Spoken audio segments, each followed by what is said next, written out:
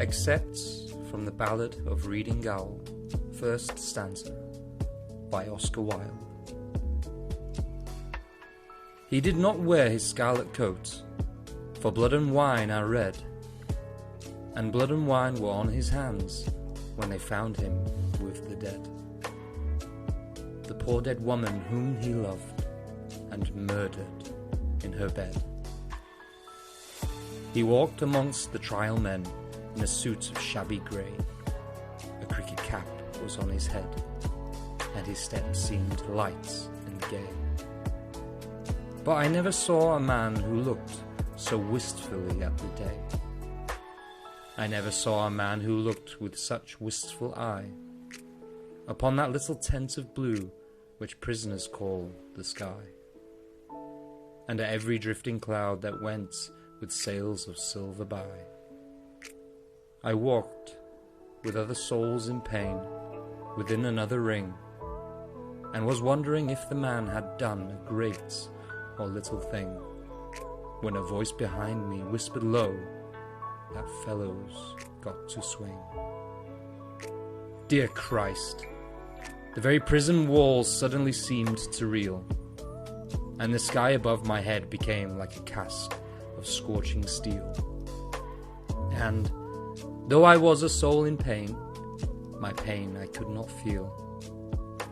I only knew what hunted thought quickened his step, and why he looked upon the garish day with such a wistful eye. The man had killed the thing he loved, and so he had to die. Yet each man kills the thing he loves.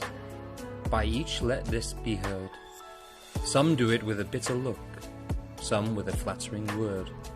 The coward does it with a kiss, the brave man with a sword. Some kill their love when they are young, and some when they are old. Some strangle with the hands of lust, some with the hands of gold. The kindest use a knife, because the dead so soon grow cold. Some love too little, some too long. Some sell and others buy. Some do the deed with many tears, and some without a sigh.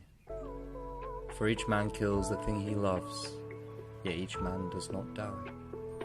He does not die a death of shame, on a day of dark disgrace, nor have a noose about his neck, nor a cloth upon his face, nor drop feet foremost through the floor into an empty space. He does not sit with silent men who watch him night and day, who watch him when he tries to weep and when he tries to pray, who watch him lest himself should rob the prison of its prey. He does not wake at dawn to see dread figures throng his room, the shivering chaplain robed in white, the sheriff stern with gloom, and the governor all shiny in black with the yellow face of doom. He does not rise in piteous haste to put on convict clothes, while some coarse-mouthed doctor gloats and notes each new and nerve-twitched pose, fingering a watch whose little ticks are like horrible hammer blows. He does not know that sickening thirst that sands one's throat before the hangman with his gardener's gloves slips through the padded door and binds one with 3 leathern thongs, that the throat may thirst no more. He does not bend his head to hear the burial office read, nor while the terror of his soul tells him he is not dead, cross his own coffin as he moves into the hideous shed. He does not stare upon the air through a little roof of glass. He does not pray with lips of clay for his agony to pass, nor feel upon his shuddering cheek the kiss of Caiaphas.